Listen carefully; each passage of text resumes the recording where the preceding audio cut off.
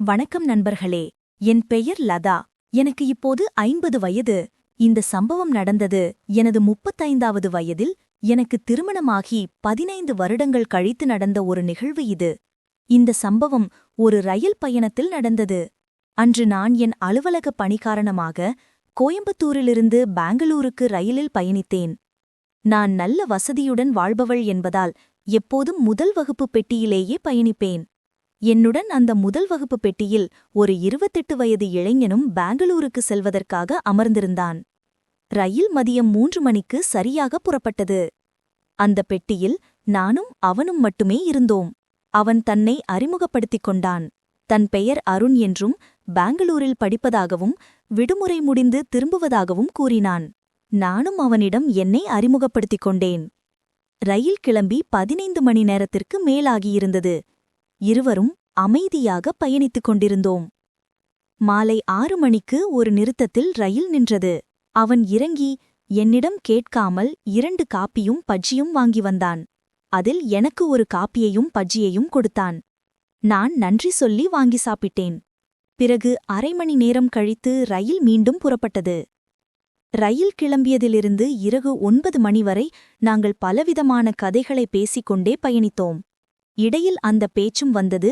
ஆனாலும் மகிழ்ச்சியாகவே பேசிக் கொண்டிருந்தோம்.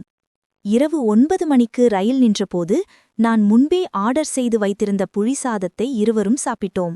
அவனும் ஒன்றும் கூறாமல் சாப்பிட்டு முடித்தான். சாப்பிட்ட பிறகு சற்று ஓய்வு எடுத்துவிட்டு உறங்குவதற்கு தயாரானோம். எனக்கு எதிரே அவன் படுத்துக்கொண்டான். விளக்கு அணைக்கப்படாமல் எரிந்து கொண்டிருந்தது.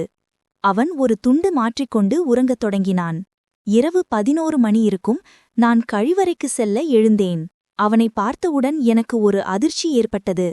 அவனை பார்த்ததும் எனக்கு ஒரு வித்தியாசமான உணர்வு தோன்றியது. என் கணவரை விட 2 மடங்கு பெரிய உருவம் அவனுக்கு இருந்தது. நான் கழிவறைக்கு சென்று திரும்பி வந்து மீண்டும் படுத்தேன். ஆனால் எனக்கு உறக்கம் வரவே இல்லை. அந்த காட்சி என் கண்முன் நின்று கொண்டே இருந்தது. எனக்குள் ஒரு கட்டுப்படுத்த முடியாத ஆர்வம் தோன்றுவதை உணர்ந்தேன். சரி, இவனை வழிக்கு இழுத்துப் பார்ப்போமே என்று முடிவு செய்தேன். ஆனால் இதற்கு முன் என் கணவரைத் தவிர வேறு யாருடனும் நான் இப்படி நெருக்கமாக இருந்ததில்லை. தைரியத்தை வரவழைத்துக் கொண்டு அவனை நோக்கி எழுந்து நின்றேன். அதே நேரத்தில் ஒரு பயமும் தோன்றியது. உடனே வேறு ஒரு யோசனை வந்தது. அவனாகவே என் வழிக்கு வரும்படி செய்தால் என்ன என்று நினைத்தேன். அதற்காக மெதுவாக அவனை எழுப்ப வேண்டும் என்று முடிவு செய்தேன். என் கையால் அவன் தோளைத் தொட்டுவிட்டு மீண்டும் படுத்துக்கொண்டேன். அவன் உடனே எழுந்துவிட்டான். எழுந்தவன் சுற்றிலும் பார்த்தான். பிறகு அவன் பார்வை என் மீது பதிந்தது. அவன் என் முகத்தை உற்று பார்த்தான். நான் தூங்குவது போல் நடித்தேன். அவன் சற்று தயக்கத்துடன் என் அருகில் வந்தான். எனக்கு உள்ளுக்குள் மகிழ்ச்சி பொங்கியது. நான் நினைத்தது நடக்கப் போகிறது என்று உணர்ந்தேன். என் அருகே வந்தவன் மெல்ல என் முகத்தை பார்த்தபடி என் கையில் தன் கையை வைத்தான். நான் தொடர்ந்து தூங்குவது போல் நடித்தேன். அவனுக்கு உள்ளுக்குள் ஒரு தயக்கம் இருப்பதை அவன் என் கையை தொடும்போது உணர்ந்தேன். நான் அவனை ஈர்த்துவிட்டேன் என்பதை அவன் புரிந்து கொண்டான்.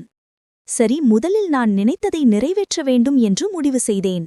அவனுடன் பேச்சு கொடுத்தபடி மகிழ்ச்சியாக உணர ஆரம்பித்தேன். பிறகு அந்த இரவு முழுவதும் நானும் அவனும் ஒருவரையொருவர் கிண்டலடித்து விளையாடினோம். அதை சற்று கற்பனை செய்து பாருங்கள் நண்பர்களே. பின்னர் எங்கள் விளையாட்டை முடித்துவிட்டு நாங்கள் இறங்க வேண்டிய இடமான பெங்களூர் வந்தது. நாங்கள் உரையாடியபடியே ரயிலிலிருந்து இறங்கினோம். அவனுக்கு பெங்களூரில் நான் தங்கும் முகவரியை கொடுத்து பின்னர் வருமாறு அழைத்தேன். அவன் அதை வாங்கிக் கொண்டு சரி என்று சம்மதித்தான். பிறகு நான் பெங்களூருக்கு செல்லும்போதெல்லாம் அங்கு எங்கள் சந்திப்பு தொடர்ந்தது. என்ன நண்பர்களே, இந்த கதை உங்களுக்கு பிடித்திருக்கும் என்று நம்புகிறேன். இந்த கதை உங்களுக்கு பிடித்திருந்தால் ஒரு லைக் செய்யுங்கள். நன்றி.